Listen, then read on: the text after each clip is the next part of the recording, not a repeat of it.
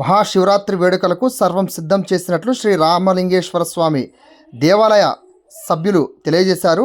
అనంతపురం జిల్లా రాయదుర్గం పట్టణంలోని railway station సమీపాన తారా జిన్నా వద్ద ఉన్న శ్రీ రామలింగేశ్వర స్వామి దేవాలయంలో రేపటి రోజు మహాశివరాత్రి వేడుకలు భక్తి శ్రద్ధలతో వైభవంగా నిర్వహిస్తున్నట్లు వారు తెలియజేశారు.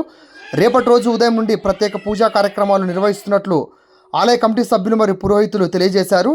శివరాత్రి పర్వదినాన శివుణ్ణి జపిస్తూ శివారాధన చేస్తే సకల శుభాలు కలుగుతాయని పురోహితులు సూచించారు.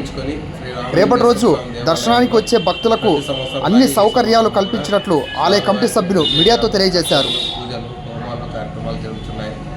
అలాగే ఈ కార్యక్రమంలో భాగంగా రేపు తెల్లవారుజామున 5:30 నుంచి రుద్రాభిషేకం జరుగును. అలాగే మధ్యాహ్నం 3 గంటల నుంచి 4:30 గంటల వరకు మహారుద్రాభిషేకము. మరల రాత్రి లింగోద్భవ కాలంలో 12 గంటల నుండి అభిషేకం జరుగును. రాత్రి 10 గంటల నుండి తెల్లవారుజామున 6 గంటల వరకు అఖండ భజన. అలాగే 3 గంటల నుంచి తెల్లవారుజామున 4:30 గంటల వరకు హోమం కార్యక్రమంతో శివరాత్రి కార్యక్రమాలు ముగిస్తాయి.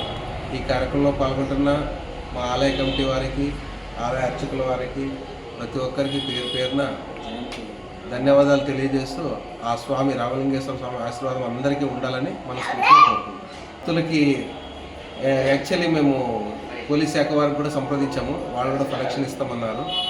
వాలంటీర్స్ని పెట్టి క్రమశిక్షణగా క్యూ లైన్ కానీ ప్రసాదాలు ఇచ్చే చోట కానీ ప్రతి ఒక్కరు క్రమశిక్షణగా ఉండాలని తగు జాగ్రత్తలు తీసుకుంటున్నాం. శ్రీ గురుభ్యో నమః. హరి ఓం. శ్రీ రామలింగేశ్వర స్వామి ఆలయమునందు మహాశివరాత్రి పర్వదినాన్ని పురస్కరించుకొని రేపు ఉదయం 5:30 గంటలకు మహన్యాసపూర్వక ఏకవార రుద్రాభిషేకం జరుగుతుంది. తదనంతరం భక్తాదులకంతా దర్శనానికి అవకాశం ఉంటుంది. తర్వాత మధ్యాహ్నం 3 గంటలకు ప్రదోష సమయం కాబట్టి 3 గంటలకు ఒకసారి రుద్రాభిషేకము.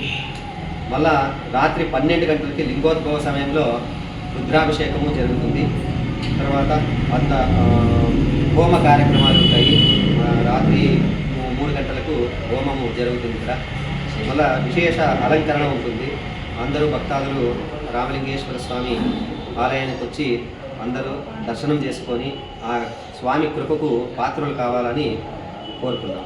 మహాశివరాత్రి ఆదివారం రావడము, తర్వాత ఆ శివరాత్రి రోజు ఉపవాసం ఉండి శివుని నామస్మరణతో పొద్దున్నుంచి ఆ రోజంతా సాయంత్రం వరకు, తర్వాత రాత్రి భజనా కార్యక్రమాల్లో కానీ ఉత్సవాల్లో కానీ పాల్గొని ఆ భగవన్నామ స్మరణతోనే జాగరణ చేసి మరుసటి రోజు ఉదయము స్వామిని దర్శించుకొని స్నానం అంత అయిన తర్వాత వాళ్ళు తీర్థప్రసాదము స్వీకరించాలా.